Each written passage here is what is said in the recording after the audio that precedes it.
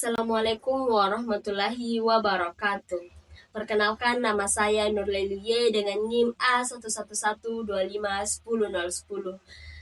dari Program Studi Pendidikan Bahasa dan Sastra Indonesia, Fakultas Keguruan dan Ilmu Pendidikan, Universitas Tadulako. Jadi pada kesempatan kali ini saya akan menganalisis sebuah cerpen berjudul Robohnya Surokani, karya Ali Akbar Nafis dengan menggunakan pendekatan moral atau etika. Jadi langsung saja, cerpen ini merupakan salah satu karya sastra Indonesia yang cukup terkenal karena mengandung kritik sosial dan pesan moral yang sangat kuat, khususnya mengenai cara manusia menjalani kehidupan beragama. Pendekatan moral atau etika adalah pendekatan dalam kajian sastra yang berfokus pada nilai-nilai baik dan buruknya yang terdapat dalam suatu karya. Pendekatan ini digunakan untuk melihat bagaimana perilaku tokoh dalam cerita mencerminkan nilai moral yang berlaku dalam masyarakat.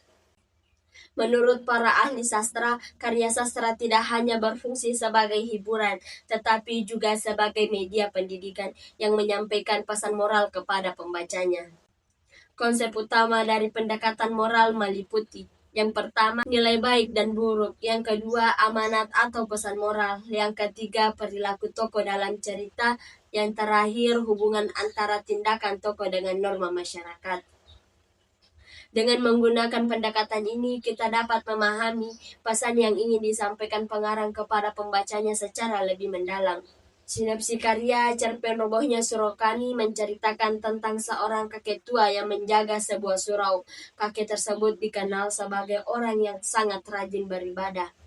Ia menghabiskan hampir seluruh waktunya untuk beribadah kepada Tuhan, seperti sholat dan berzikir. Namun di sisi lain, ia tidak bekerja dan tidak memperhatikan kehidupan sosialnya. Suatu hari datang seorang tokoh bernama Ajo Sidi yang menceritakan kisah tentang seorang yang rajin beribadah, tetapi justru masuk neraka karena selama hidupnya tidak peduli terhadap kehidupan sosial dan hanya fokus pada ibadah pribadi.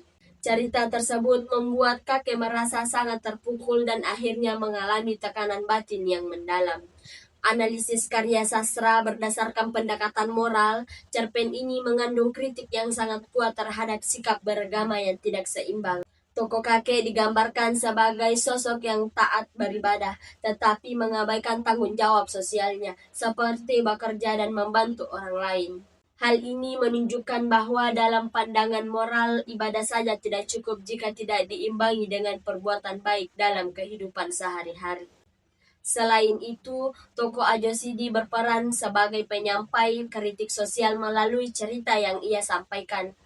Ia tidak langsung menyadarkan bahwa manusia tidak boleh hanya mementingkan kehidupan dengan Tuhan, tetapi harus juga memperhatikan hubungan dengan sesama manusia. Jadi, nilai moral yang dapat ditemukan dalam cerpen ini antara lain: yang pertama, pentingnya keseimbangan antara ibadah dan kehidupan sosial. Yang kedua, tanggung jawab manusia terhadap sesama. Yang ketiga, larangan bersikap egois dalam beragama. Yang keempat, pentingnya bekerja dan berusaha dalam hidup. Yang kemudian cerpen ini juga mengajarkan bahwa pemahaman agama yang keliru dapat membuat dampak negatif bagi kehidupan seseorang. Makna karya yang dapat diambil dari cerpen ini adalah bahwa manusia harus menjalani kehidupan secara seimbang. Tidak cukup hanya beribadah kepada Tuhan, tetapi juga harus berbuat baik kepada sesama manusia dan menjalankan tanggung jawab sosial. Cerpen ini juga memberikan pesan bahwa agama seharusnya menjadi pedoman hidup yang membawa kebaikan, bukan justru membuat seseorang mengabaikan realitas kehidupan. Sebagai kesimpulan, cerpen Robohnya Surokani karya Ali Akbar Nafis mengandung pesan moral yang sangat mendalam tentang pentingnya keseimbangan antara hidup spiritual dan sosial. Menurut saya, cerpen ini masih sangat relevan dengan kehidupan saat ini karena masih banyak orang yang belum memahami pentingnya keseimbangan tersebut. Melalui cerpen ini, kita diingatkan untuk tidak hanya menjadi pribadi yang taat beribadah, tetapi menjadi manusia yang peduli terhadap sesama.